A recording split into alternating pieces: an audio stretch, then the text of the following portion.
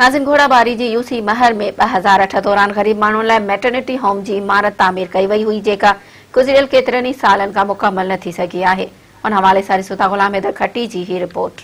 घोड़ाबारी तहलके जो हिकिड़ो हिस्सो आहे यूसी महर, उते जेको सो 2008 में हुमेरा अलवाणी जॾहिं मखसूस सीट ते MP सीट मिली हुई त हिते हिकिड़ो मैटर्निटी होम ॾिनी हुई, जेको ॿुधायो वञे थो त 2 करोड़ जी लॻभॻि ठीको हो। उनखे हेसि ताईं जेको अञा ताईं मुकमल न कयो वियो आहे।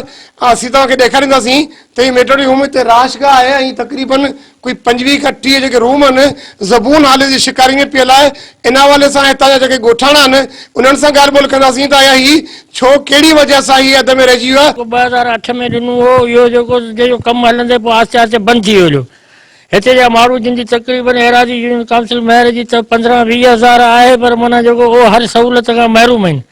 महिरबानी करे हिनखे जेको नए सिर कम खे चालू कयो वञे। हे माण्हू जेके आहिनि जिन खे जेके लेडीज़ आहिनि ॿाहिरि शहरनि में वञनि था, उन खे मौत जे मुंहं खां बचायो वञे। गरीब माण्हू बि रहनि था, अमीर माण्हू बि रहनि था।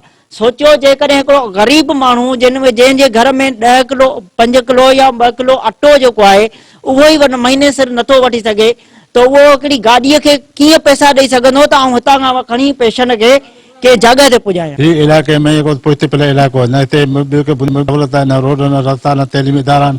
ही मैटर्निटी होम मोहतरमा हुमेरा अलवाणी ठारायो 2008 में।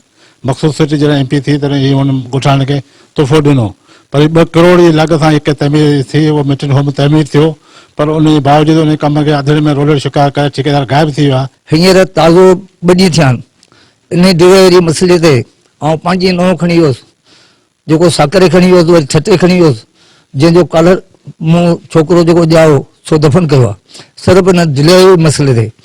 एतिरियूं केतिरियूं औरतूं मरी वियूं आहिनि, केतिरा ॿार मरी विया आहिनि। यूसी महर जे माण्हुनि खे एतिरे क़दुरु नज़रअंदाज़ कयो वियो आहे जंहिंजी का हद ई न आहे। छाजे करे त यूसी महर हिकिड़ो अहिड़ो इलाइक़ो आहे जेको हर साल जॾहिं बि का ॿोॾि ईंदी आहे त ॿोॾि में लपेटबो आहे ऐं हिते ख़ासि तौर ते ग़रीब माण्हू रहनि था। हींअर जेके सियासी समाजी माण्हू आहिनि, जेके ताक़तवर कुवतूं आहिनि, तिन खे ग़रीब माण्हू हिकु माकोड़ीअ जीअं जा मख जीअं नज़र अचनि था। उहे इंसान ई न आहिनि, उन्हनि खे का अहलियत ई कोन्हे।